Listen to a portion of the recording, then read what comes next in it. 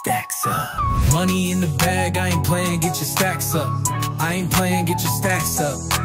Money in the bag, I ain't playing, get your stacks up. I ain't playing.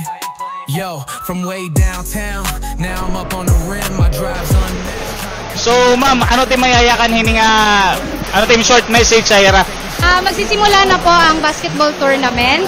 Ipakita ng galing ninyo, Grab Riders. Makipagtagisan ng galing at lakas at diskarte. Go lang sa lahat ng team. Thank you ma'am, thank you.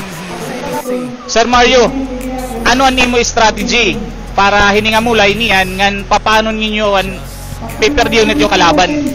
Magtutulungan lang kami bilang kapunan, tapos maximize lang namin yung mga strength na meron kami.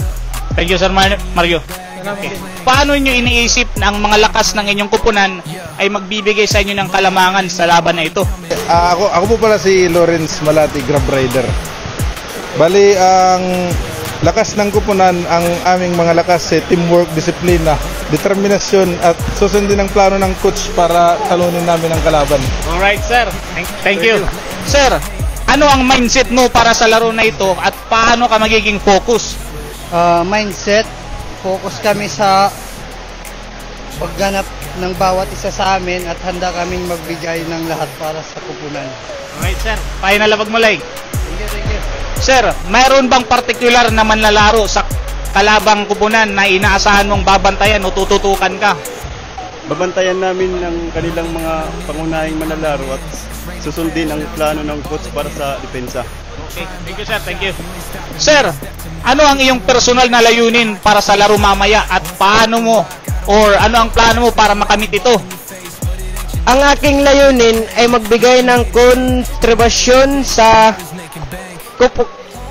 kupunan at makamit ito sa pamamagitan ng aking pinakamahusay na pagganap. Right. Yes, sir, thank you. Mayroon bang mga particular na place o strategy na pinag-aralan ninyo sa practice na gusto nyong ipakita mamaya? Nag-aralan namin ang mga particular na place na magagamit namin sa laro para sa mga sa kalamangan. Alright.